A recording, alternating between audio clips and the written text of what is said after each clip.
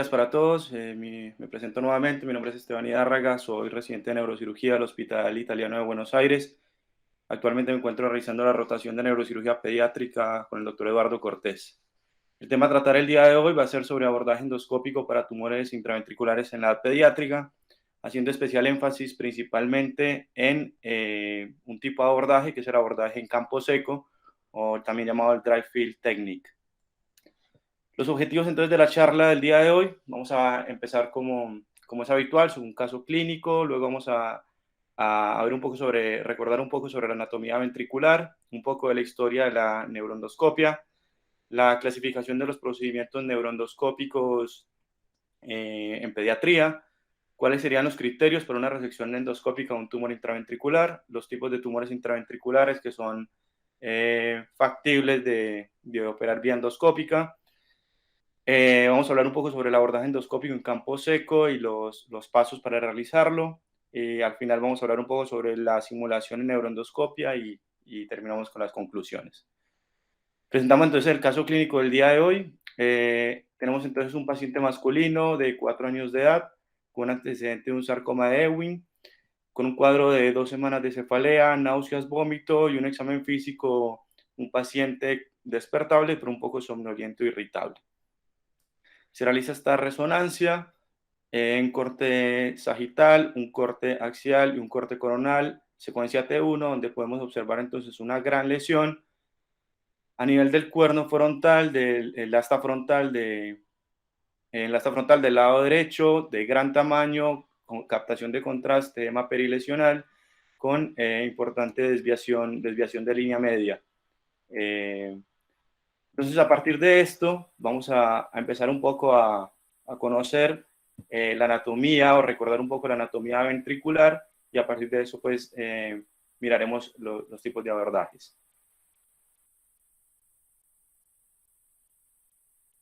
Bien, para hablar un poco entonces sobre la anatomía ventricular endoscópica, tenemos que tener en cuenta que los ventrículos a nivel supratentorial principalmente son dos grandes grupos, ¿cierto? Dos grandes tipos, los ventrículos laterales y el tercer ventrículo. A su vez, los ventrículos laterales los vamos a subdividir en ventrículo lateral del lado derecho y ventrículo lateral del lado izquierdo. Para conocer un poco la anatomía ventricular endoscópica, tenemos que tener en cuenta que el procedimiento principal, tanto en pediatría, igualmente en adultos, en nivel endoscópico, es la tercera ventriculostomía. La tercera ventriculostomía surge, ¿cierto? A partir entonces debemos determinar la anatomía especificando primero que todo dónde vamos a realizar el orificio de entrada en una tercera ventriculostomía. Ahora bien, para conocer bien dónde debemos realizar el agujero de trepa en una tercera ventriculostomía, debemos conocer las relaciones óseas en el cráneo, principalmente la sutura coronal. La sutura coronal debemos palparla, sentirla en el paciente y debemos no solo hacer medición también en la tomografía, en la resonancia, que es el punto clave para hacer una tercera ventriculostomía. No solamente la relación en el cráneo, sino también la relación de la sutura coronal con el cerebro y la relación de la sutura coronal con los ventrículos laterales. Ahora bien, tenemos que tener en cuenta también la proyección de los ventrículos laterales en el cerebro, ¿cierto? Tenemos una proyección que es antero-posterior en forma de C y la relación principal de los ventrículos laterales con distintas partes del cerebro que son claves. Para eso tenemos 4 puntos o 4 relaciones claves del encéfalo con los ventrículos laterales. A nivel del cuerno frontal, relacionado con el giro frontal inferior, el atrio ventricular a nivel del giro supramarginal, cuerno temporal, giro temporal medio y el foramen de Morrow, la pars opercularis. Este es un preparado donde se ve claramente entonces la sutura coronal con la relación del cerebro y los vasos adyacentes. ¿Dónde hacemos el agujero de trépano? Para empezar a conocer un poco sobre la anatomía entonces ventricular en una tercera ventriculostomía. Primero debemos posicionar al paciente en una posición de cúbito dorsal, marcación de la línea media, marcación de la sutura coronal y el punto de entrada entonces va a estar determinado 1 centímetro por delante de la sutura coronal, más o menos a 2,5 o 3 centímetros de la línea media a nivel de la línea hemipupilar del mismo lado, ¿cierto? Esto principalmente para abordar, por ejemplo, como vemos acá en esta imagen, lesiones a este nivel. Pero si queremos, por ejemplo, abordar lesiones más atrás, hacia el acueducto de Silvio, podemos inclusive realizar el agujero 2 a 3 centímetros por delante de la sutura coronal. Una vez entonces realizado el agujero de trépano, comenzamos a conocer la anatomía, ¿cierto?, de los ventrículos laterales. Entonces, el ventrículo lateral, como había dicho previamente, tiene una proyección antero-posterior, tiene una forma de C y este está compuesto por 5 partes, ¿no? Está compuesto por el asta frontal o el cuerno frontal, el cuerpo, el atrio, el cuerno temporal o asta temporal y, por supuesto, pues el asta occipital. Bien, este es un preparado en un corte coronal donde observamos, por ejemplo, el asta temporal, el cual se puede encontrar inclusive dilatado en casos de hidrocefalia. Este igualmente es otro preparado en un corte axial, un corte coronal, un corte sagital, donde observamos entonces, por ejemplo, el cuerpo calloso, el ventrículo lateral del lado derecho, el ventrículo lateral del lado izquierdo, el asta frontal, justo por delante del núcleo caudado, más atrás el agujero interventricular y hacia atrás en este corte coronal vamos a ver entonces la proyección del asta occipital, la cisura calcarina, que genera la impronta importante que en casos de hidrocefalia, como vemos en este corte sagital, va a tener pues una impronta mucho más marcada. Igualmente, otro corte axial y un corte sagital en este caso, donde principalmente en este corte lo que podemos observar entonces es la trayectoria del plexo coroide a nivel del piso de los ventrículos laterales, ¿cierto? Una proyección antero-posterior hacia el atrio y hacia anterior, que va a ser nuestra guía para encontrar entonces el fornix, el agujero de Monro. Ventrículo lateral del lado derecho, ventrículo lateral del lado izquierdo, el septum pelúcido. Si seguimos entonces hacia adelante, vamos a encontrar el agujero de Monro. Ahora bien, en una tercera ventriculostomía, entonces, de esas 5 partes que tiene el ventrículo lateral, tenemos que tener en cuenta 2, ¿cierto? Que es el asta frontal y el cuerpo. El asta frontal del ventrículo lateral tiene un límite anterior, que sería la rodilla del cuerpo calloso, un límite lateral, que sería la cabeza del núcleo caudado, un límite medial, que sería el septum pelúceo, acá, y hacia atrás encontraríamos entonces el piran anterior del fornix. En cuanto al cuerpo, tendríamos un techo, que sería el cuerpo calloso, un límite lateral, que sería el cuerpo del núcleo caudado. Hacia anterior tendríamos el agujero de Monro y hacia atrás el plexo coroide y el atrio ventricular. Bien, esta es una imagen entonces endoscópica en un paciente con hidrocefalia donde observamos igualmente entonces ventrículo lateral del lado derecho, ventrículo lateral del lado izquierdo, agujero de Monro del lado derecho, aquí iría entonces el piran anterior del fornix con la vena septal anterior, la vena tálamo estriada, la vena cerebral interna, el plexo coroide del lado derecho, plexo coroide del lado izquierdo. En cuanto al agujero de Monro, es importante entonces que, por ejemplo, si nosotros entramos en una tercera ventriculostomía a este nivel, al seguir el plexo coroide hacia adelante, sabemos entonces que vamos a encontrar el agujero de Monro con sus relaciones venosas, que son fundamentales también para identificar a nivel endoscópico el agujero, ¿cierto? Vena septal anterior, vena tálamo estriada, la vena cerebral interna, de un lado, del otro lado y el plexo coroide. Esta sería entonces la misma visión a nivel endoscópico. Vemos entonces el agujero de Monro, vemos la vena septal anterior, la vena tálamo estriada, el plexo coroide y la vena cerebral interna. Con con un zoom a nivel de la imagen, entonces encontramos la importancia de saber las relaciones venosas en una tercera ventriculostomía. Vena septal anterior, la vena tálamo estriada, el plexo coroide y la vena cerebral interna, que siguiendo entonces el plexo hacia adelante vamos a encontrar el agujero de Monro. Esto entonces es una imagen donde tenemos la proyección de la vena cerebral interna y la relación que tiene esta con la tela coroidea y los vasos. Ahora bien, ya hablamos un poco sobre los ventrículos laterales, tanto derecho como izquierdo. Ahora nos vamos a centrar un poco sobre la anatomía del tercer ventrículo. Este es un preparado en un corte sagital donde podemos observar entonces que el tercer ventrículo es una cavidad única medial que tiene como límite superior la vena cerebral interna, el plexo coroide como límite bien posterior, el acueducto de Silvio. Hacia anterior entonces es importante el piso del tercer ventrículo donde vamos a tener entonces el quiasma óptico, el infundíbulo, el tuber cinereum, los cuerpos mamilares y hacia medial, ¿cierto? La cisura intertalámica como límite medial. Esto es separando un poco entonces la vena cerebral interna del lado izquierdo, la vena cerebral interna del lado derecho, la tela coroidea. Una vez perforada entonces la tela coroidea, vamos a observar la cisura intertalámica, los cuerpos mamilares, el espacio premamilar y el quiasma óptico. Esta es la misma imagen a nivel endoscópico, donde observamos entonces cuerpo mamilar del lado derecho, del lado izquierdo del lado derecho, el espacio premamilar, y yéndonos un poco hacia atrás, retrayendo un poco el endoscopio, entonces, pilar anterior del fornis, vena septal anterior, vena tálamo estriada, plexo coroide. Más profundo, vamos a observar entonces el cuerpo mamilar izquierdo del lado derecho, el pilar, el espacio premamilar y perforado para la tercer ventriculostomía.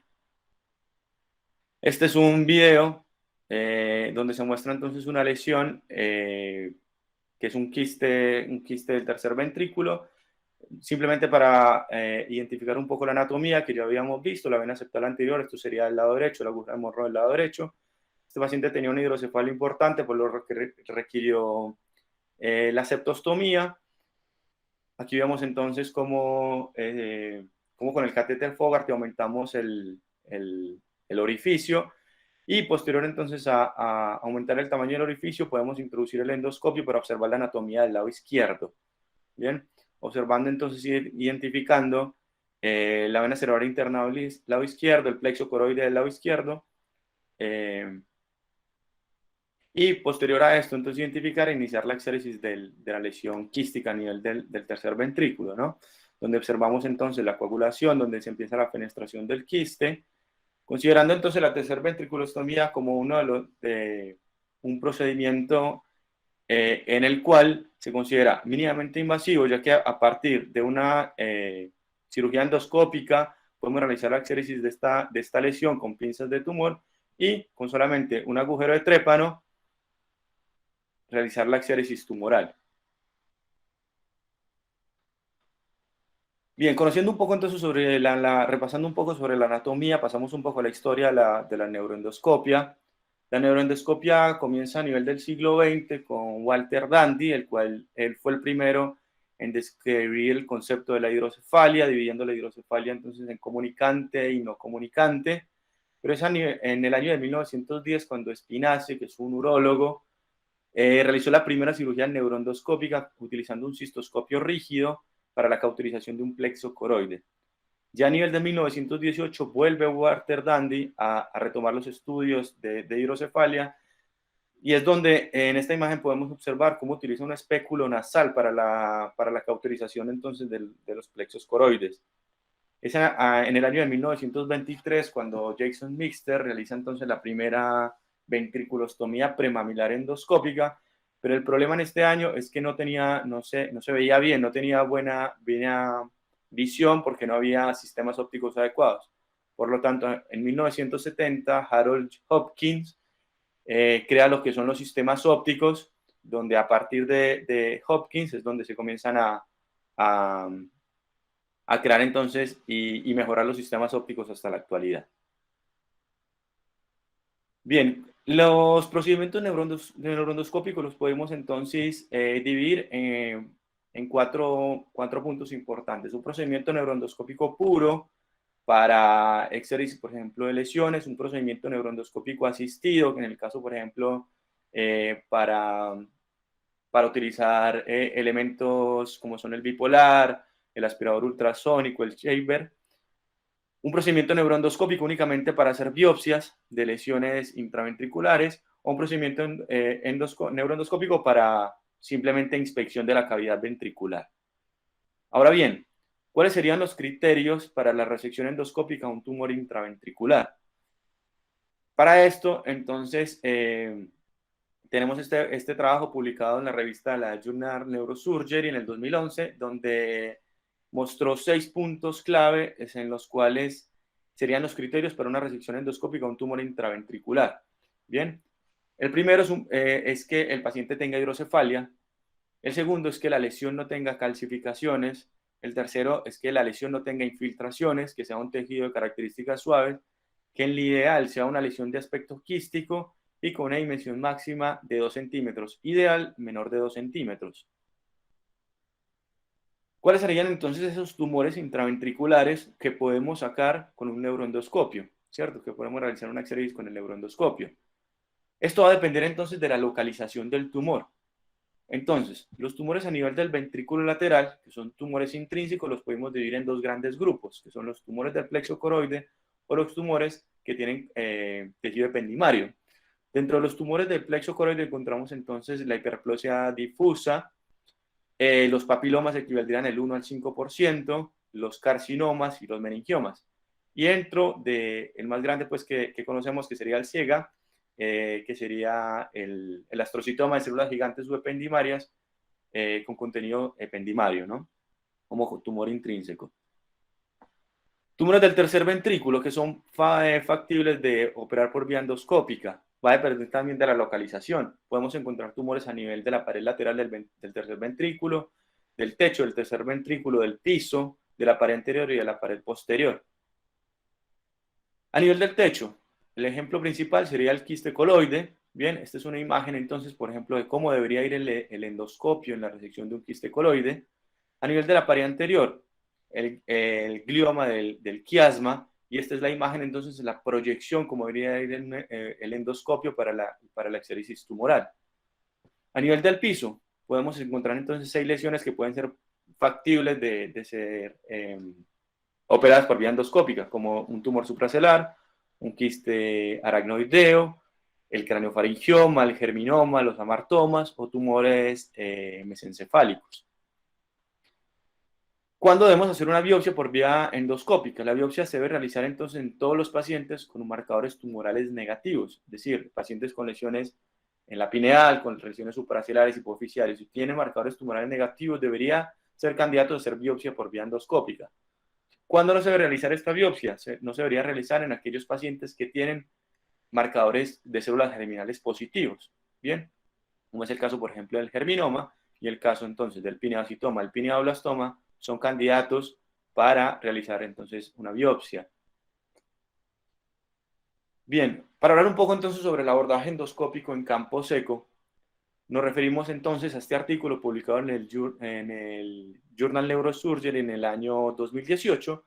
Este es un estudio retrospectivo que se realizó en Alemania en 4 instituciones universitarias de Alemania, 4 instituciones hospitalarias, perdón, guiados por la Universidad de Ernst Mortis, en donde se evaluaron más de 500 procedimientos intraventriculares durante 25 años, entre el año del 93 y el 2018. Se vio y se utilizó el abordaje endoscópico en campo seco para hemorragias intraventriculares graves, ¿bien? Que no pudieron ser controladas con irrigación. El artículo hace énfasis en 6 casos principales. De estos 6 casos hubo unos que requirieron resección, que nos hicimos resección tumoral, hubo otros en donde únicamente se hizo biopsia tumoral.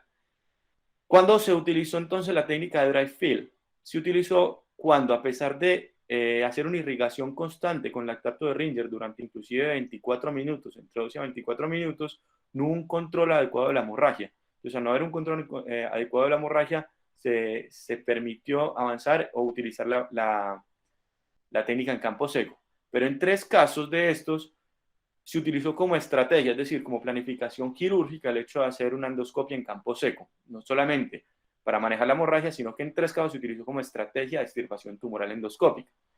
Vamos a ver entonces principalmente el caso número 6. El caso número 6 es un paciente de 56 años con un quiste coloide que debutó entonces con dolor de cabeza y se hizo entonces una exéresis tumoral. Posteriormente, en un video que vamos a mostrar más adelante, vamos a ver el caso clínico número 4, que es un paciente de 48 años, igualmente masculino, con un papiloma del plexo coroide, obstruyendo a nivel del tercer ventrículo, en el cual no solo se hizo biopsia, sino también una resección tumoral.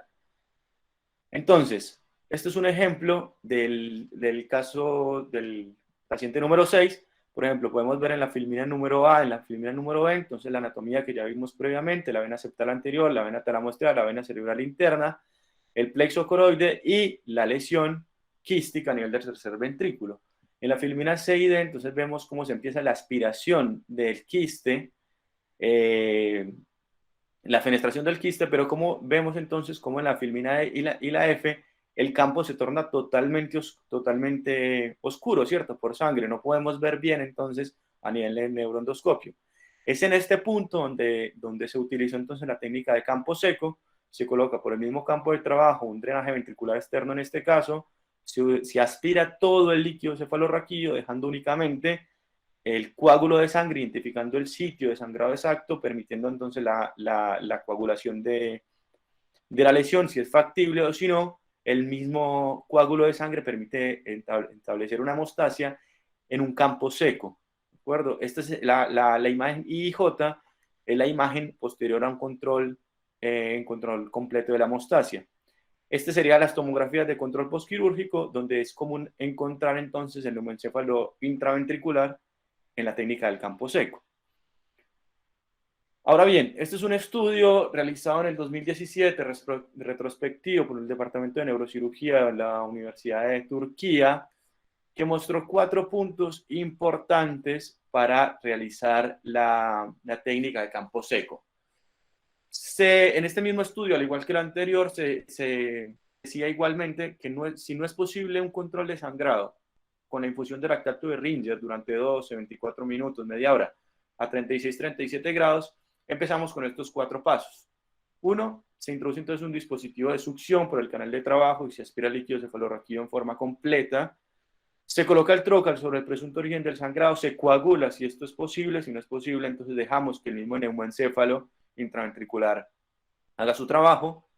Una vez controlada la hemorragia, se aspiran los coágulos y se puede continuar con ambiente seco, o algunos neurocirujanos volvían a llenar los ventrículos con lactato de Ringer, eso sí es a gusto pues como del neurocirujano, y se dejaba únicamente un drenaje ventricular externo en caso que se considerara que podría haber un aumento de la presión intracraneana en el posoperatorio. Este es un ejemplo, entonces, retomando el primer artículo, donde podemos observar el caso clínico número 6, ya en video. Entonces podemos observar la vena septal anterior, la vena cerebral interna, el plexo coroide, la vena talamo estriada, diría acá. Aquí es donde evidenciamos entonces cómo se perfora la lesión quística. Se inicia entonces la aspiración del quiste, como habíamos visto en las filminas. Posterior entonces a la aspiración del quiste, empezamos con la exéresis del quiste con pinzas de tumor, pero como vamos a ver más adelante, entonces durante esta maniobra de la exéresis del quiste, se realiza entonces ocurre entonces un sangrado importante a nivel intraventricular. Volvemos a meter el endoscopio y no se ve nada. Bien, como no se ve nada, entonces el paso a seguir es utilizar la técnica de campo seco, ingresando por el mismo canal de trabajo un aspirador, aspirando todo el líquido cefalorraquídeo, colocando un drenaje ventricular externo, en este caso, en este paciente, dejando entonces, identificando el punto de sangrado para posterior evacuación del coágulo residual que queda, ¿no?, a nivel de la lesión. Pero la técnica entonces es importante. Podemos ver entonces, como estando el campo seco, podemos identificar muy bien las estructuras y tener un control mucho más adecuado del sangrado. El siguiente caso es el caso número 4 del artículo que les mostré. Es el paciente con la lesión a nivel del papiloma del plexo coroide. Esta sería la resonancia en un corte axial, la resonancia en un corte coronal. Entonces podemos ver cómo se inicia la cirugía en un campo húmedo. Podemos ver la lesión, inspección, y se toma en el mismo acto quirúrgico la biopsia de la lesión. Posterior entonces a la toma de la biopsia de la lesión, vamos a ver más adelante cómo ocurre un sangrado importante. Posterior a esta maniobra ocurre un sangrado importante que nos va a obstruir totalmente la visión endoscópica. Vemos acá cómo no podemos identificar ninguna estructura ni tampoco la lesión tumoral.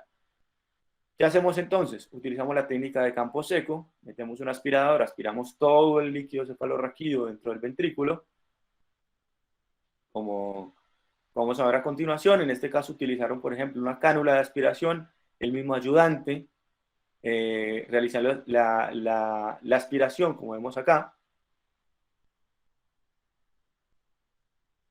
Bien, al realizar entonces la aspiración completa, vemos cómo se puede continuar trabajando sobre el tumor, que a pesar de que tiene un componente hemorrágico importante, se puede continuar la exéresis, ya que con la técnica de campo seco podemos visualizar mucho mejor las estructuras, evitando dañar pues estructuras vitales en el ventrículo, ¿cierto? Entonces acá técnica de campo seco nos permite inclusive introducir con mucha más seguridad pinzas de tumor para culminar la exéresis.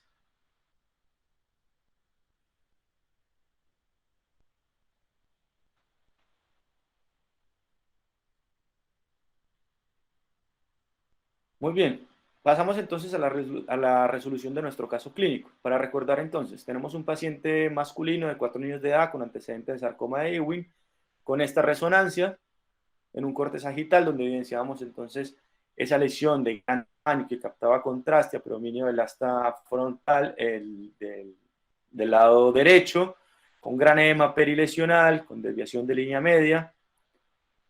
Teníamos entonces esta resonancia prequirúrgica. Así que este paciente se realizó una planificación quirúrgica utilizando la técnica de campo seco no como maniobra para evitar el sangrado, controlar un sangrado masivo, sino como maniobra, como planificación de la cirugía. Se hizo entonces un abordaje interhemisférico, un transcalloso anterior, como vemos en las imágenes superiores, y aquí vemos el video intraquirúrgico, donde observamos entonces, posterior a realizar la craniotomía, introducir el neuroendoscopio, vemos entonces el cuerpo calloso, la cerebral interna del lado derecho, esto es un abordaje del lado derecho, cerebral interna del lado izquierdo. Comenzamos entonces a proteger ambos vasos de ambos lados, ¿cierto? Y permitir la coagulación del cuerpo calloso en su pared anterior, en su parte anterior, y la posterior realización de la callosotomía. Bien. Bien, una vez realizada entonces la callosotomía, como vamos a ver más adelante, esto nos va a permitir entonces identificar las estructuras que ya repasamos en la parte de la anatomía. Entramos a un campo húmedo inicialmente, comenzamos a identificar las estructuras, bien, identificamos entonces el pilar anterior del fornix y en la profundidad del pilar, entonces observamos la gran lesión tumoral que evidenciamos entonces en la resonancia. Vena septal anterior, hacia abajo, entonces vamos a observar el plexo coroide, aquí iría entonces la vena tálamo estriada, más acá entonces la vena cerebral interna.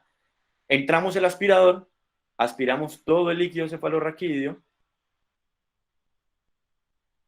y al aspirar entonces todo el líquido cefalorraquídeo, esto nos permite observar mucho mejor la lesión, sabiendo de entrada que era una lesión altamente vascularizada y sabiendo que iba a ser un tumor que iba a sangrar, se utiliza entonces la técnica en campo seco como planificación quirúrgica. Aquí, por ejemplo, podemos ver cómo se inicia la exéresis de la lesión y cómo justo inmediatamente se comienza a aspirar, sangra. Pero gracias a que tenemos un campo seco, podemos tener entonces un control adecuado visual con el neuroendoscopio de la lesión. Entonces, a partir de esto, utilizamos el neuroendoscopio como técnica asistida para empezar la exéresis tumoral con distintos tipos de elementos, ¿cierto? Empezamos, por ejemplo, con el aspirador, posteriormente con el shaver, como vamos a ver más adelante, con pinzas de tumor, pero entonces podemos ver cómo en un campo seco, a pesar de tener una lesión altamente vascularizada, podemos realizar una exéresis mucho más tranquila, en vez de manejar entonces un campo lleno de líquido cefalorraquídeo o lactato, donde pues no vamos a poder tener una visión adecuada de la lesión tumoral. Aquí, por ejemplo, podemos ver cómo con el shaver se comienza a hacer la exéresis de la lesión. Igualmente identificamos la parte quística tumoral, y entonces, a partir de tener un campo seco, como hacemos la exéresis completa y tenemos un control adecuado de la hemostasia. Esta es la resonancia de control postquirúrgica con un corte sagital, donde observamos entonces el neumoencéfalo residual, la exéresis completa de la lesión. Este sería el corte axial, el neumoencéfalo esperable, tanto intraventricular, que es común entonces con la técnica del campo seco, y este sería entonces el corte coronal en el posoperatorio. Bien, Una cosa importante para ir terminando entonces el modelo de simulación para neuroendoscopia. Solamente voy a traer un ejemplo, un modelo de simulador para neuroendoscopia que fue un trabajo presentado en la revista Argentina de Neurocirugía en el año 2019 por el equipo del Hospital Garrahan, que fue un modelo que ellos denominaron un modelo de neuroendoscopia ventricular INARUS. Es un modelo muy barato, en el cual pues, es fundamental para la práctica y la habilidad de la neuroendoscopia. Es simplemente ellos utilizaron como un gel, un gel autocortante, que ellos llamaban así, donde entonces tienen un molde de un cerebro, comienzan a rellenar el molde con el gel en estado líquido. En la mitad del molde colocan un molde de hielo, que esto es como un molde de hielo que simula entonces los ventrículos laterales, y también colocan inclusive una especie de cánula para insuflar entonces los ventrículos luego de que ya está listo el molde. Esta es la imagen, por ejemplo, cuando ya está listo el molde, este se colocaría, este sería como el neuroendoscopio, y esta sería la imagen eh, intraventricular del simulador, ¿cierto? Donde podemos observar entonces, por ejemplo, la colocación de un catéter ventricular, el ventrículo lateral del lado derecho, podemos observar, por ejemplo, acá el plexo coroide, el pilar anterior del fornis, catéter ventricular, y aquí podemos observar el plexo coroide del lado izquierdo con el catéter ventricular del lado izquierdo. Esto simplemente para mostrar que es importantísimo entonces el entrenamiento en laboratorio y en simuladores en cuanto a la neuroendoscopia. Pasando entonces a las conclusiones, decimos entonces que la neuroendoscopia es útil, o las aplicaciones de la neuroendoscopia es útil para realizar biopsias tumorales, manejos de hidrocefalias secundarias y para la resección de tumores intraventriculares. Se considera un abordaje mínimamente invasivo. El abordaje endoscópico en campo seco sería una opción para proporcionar hemostasia en sangrados intraventriculares masivos, pero no solamente para manejo de sangrados intraventriculares masivos, sino también como planificación quirúrgica en caso de cirugías selectivas. Es importantísimo conocer los puntos anatómicos de referencia para practicar la neuroendoscopia con seguridad. Saber entonces la anatomía endoscópica es fundamental y por supuesto el entrenamiento en cadáver y en modelos de simulación para que de esta forma tengamos un aprendizaje óptimo. Eso es todo. Muchas gracias. Muchas gracias, Esteban. Tengo una pregunta, Esteban. A mí me da la impresión de que se ve mejor en campo seco y entonces, ¿por qué no siempre se hace en campo seco? Perdóname, la pregunta es desde la ignorancia absoluta. No, profe, los artículos que revisó, que fueron esos dos principalmente, decían que era más por gusto del cirujano y porque habitualmente el hemoencéfalo también puede llevar a algo de complicaciones en el posoperatorio, ¿cierto? Entonces, que puede generar el campo seco. Entonces, el hecho de tener un campo húmedo en el cual no puedas identificar mejor las estructuras, en caso de hemorragia, por ello son muy enfáticos en hemorragias intraventriculares masivas, una técnica principalmente usada ahí. Pocas veces se usa en cirugías de forma electiva, pero más que todo se usa en cirugías, en recirugías, donde usted sabe que el tumor es altamente vascularizado, que sabe de entrada que va a sangrar el tumor. ¿Y hay alguna diferencia en cuanto a infecciones si es en campo seco o en campo húmedo? Profe, no encontré ese dato. No, al menos en los que yo leí, no encontré ese dato si había mayor tasa de infección. En realidad no. Ok, Esteban, muchas gracias. Yo no tengo preguntas. Eduardo, ¿Eduardo no está conectado o no? Ah, sí, Eduardo, Sí, ¿tienes algún comentario? Buenos días a todos. Estaba muy buena la charla, me gustó mucho la charla. Excelente la charla. No, la idea de traer hoy esta charla, este tema, es que pues es una técnica que ha tomado mucha fuerza. Esa técnica llevan haciéndola, por lo menos conozco dos neurocirujanos pediátricos, uno de Australia y otro de Sudáfrica, el doctor Charles Teo y el doctor Figalli. Eh, Inclusive ellos en el curso que hicimos de neurocirugía pediátrica acá en Medellín mostraron mucho de esa técnica.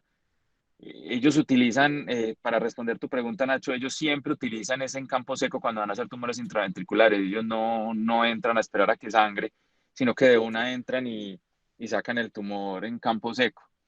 tienen mucha precaución y yo también cuando entramos a hacer el campo seco después de drenar todo el líquido y sacar el tumor, es indispensable volver a llenar el ventrículo de líquido. Entonces usted se puede gastar otro 30 minutos llenándolo bien, sacando todo el aire para disminuir los problemas del neumoventrículo, que sí puede ser muy molesto porque pasa de no solo ser cefalea a inclusive la sensación de cascada en la cabeza del niño, entonces se pone irritable, incómodo, entonces es importante sacar todo el aire que tiene el ventrículo para evitar ese efecto de cascada dentro de la cabeza. En cuanto a las infecciones, no, la tasa de infecciones va directamente proporcionales al tiempo de la cirugía. En general, son cirugías que se demoran inclusive un poco menos que cuando se hacen la técnica tradicional, entonces la tasa de infección es un poco más baja con respecto a la microscópica, pero con respecto a la endoscopia normal es más o menos en la misma tasa de infección, no es una tasa más alta, pues que diga que cambia el procedimiento. Pero en general, y el objetivo de la charla realmente era que mostrar que hay un enfoque bastante eficiente y bastante cómodo de hacer para estos tumores intraventriculares tan grandes que a veces es como tan difícil hacer el abordaje con el microscopio por el campo de visión tan reducido que tiene el microscopio. El endoscopio nos amplía todo el campo visual y realmente podemos navegar por todo el ventrículo sin ningún problema, con un abordaje mínimo. Entonces, la idea de traer precisamente esa charla era eso, revisar que esos tumores se pueden hacer de una técnica endoscópica con unas resecciones muy buenas. Eduardo, todos los que hemos incursionado de una u otra manera en endoscopia hemos tenido la dificultad del sangrado y como nos explicó Esteban, se irriga más o menos unos 20 o 30 minutos, pero a veces eso no es suficiente. ¿Es necesario esperar todo ese tiempo o de una vez aspirar todo el líquido? ¿Vos qué haces? No, Nacho, si yo voy a sacar un ventrículo, un tumor de esos, yo ni siquiera entro a tratar de que me sangre y esperar. Yo de una programo entrar con campo seco y luego en campo seco. Ese que mostró Esteban, de entrada yo me fui en campo seco. O sea, entré, drené el líquido y me puse a sacar tumor y luego rellené otra vez el ventrículo de líquido. Yo no espero que me sangren. Con los únicos que es realmente incómodo, realmente alarga mucho el procedimiento, son cuando uno va a hacer la biopsia de los tumores de pineal que son muy sangrosos los germinomas, uno va preparado para que sangre mucho, pero es solo una biopsia. Entonces, uno entra, hace la ventriculocisтерnostomía, normal, la normal, toma su muestra, previa muy buena coagulación, toma otra de la muestra, y coagula, y ahí sí lava y sale, porque uno va solo por biopsia. Pero ya uno cuando va por resección es realmente muy incómodo ese sangrado, entonces yo ni siquiera intento a ver si para o no para, sino que dentro de una vez en campo seco a sacarlos. Ok, muy interesante. Gracias. ¿Algún otro comentario? Buenos días, Doctor profe. Oscar. Profe, tengo una duda del doctor Cortés, Esteban. Aparte del neumoventrículo, ¿alguna otra complicación esperable con la intervención? No, distinto al neumoventrículo, no. De pronto el abordaje, de pronto lo que da miedo y lo que he oído del comentario es que como es un abordaje transcalloso, que hagan el síndrome de desconexión agudo o crónico y anterior. Pero la verdad es que ya llevamos 10 procedimientos y a pesar de que el paciente hace un poquito de mutismo inicialmente, no pasa de la semana. No pasa de la semana, ni siquiera el síndrome de desconexión se demora tanto, porque como el abordaje es 10-15 milímetros en el cuerpo calloso, realmente no es mucho lo que lo afecta. En la primera semana está generalmente resuelto.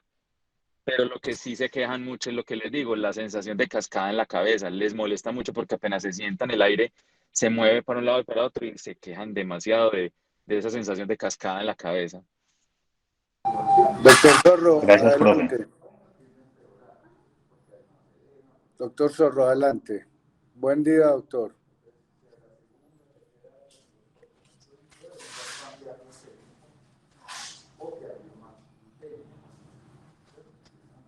Doctor Zorro, no le estamos escuchando.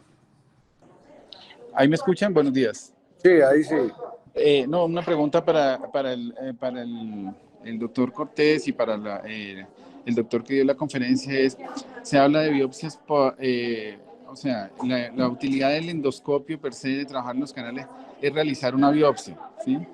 Yo veo en los tumores que vemos en Colombia intraventriculares muy poco probable hacer una resección completa solamente con endoscopio.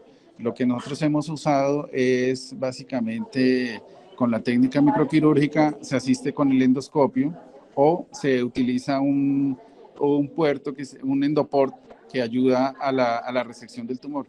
La pregunta que yo tengo ¿es justificable, a excepción de los de la pineal,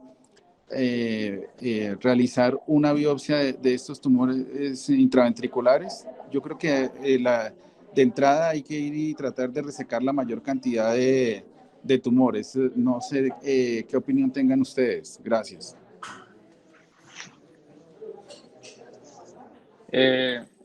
No, pues es que yo a los únicos que les hago biopsia es a los de la pineal y eso porque la mayoría son germinomas. Pero de resto entro a sacarlos. Yo no entro a hacer biopsia y a esperar a ver qué es. Yo entro a sacarlos porque generalmente estos tumores intraventriculares, su mejor opción es la primera cirugía. Exactamente. Entonces yo entro de una a sacarlos y por eso de una me voy con endoscopia en campo seco. No hago la microquirúrgica, sino que me voy con endoscopia en campo seco. De una voy a sacarlo, no biopsia. Excepto la pineal, como te digo, que la mayoría son germinomas. Entonces sí le hago la biopsia. Inclusive cuando son niñas y los marcadores son negativos, que tengan región pineal, ya uno entra como por cumplir con el protocolo, pero uno sabe que son pinealoblastoma o otro tipo, o un teratoma, pero generalmente no son germinomas. Son muy raro ver un germinoma en una niña. Entonces ya uno va casi que a la fija, pero pues hay que cumplir con el protocolo de los de la región pineal. Entonces, a los únicos que les hago biopsia son esos, a los de región pineal, que pueden ser germinomas. De resto, todos entro a sacarlos completos porque es su mejor opción, la resección completa.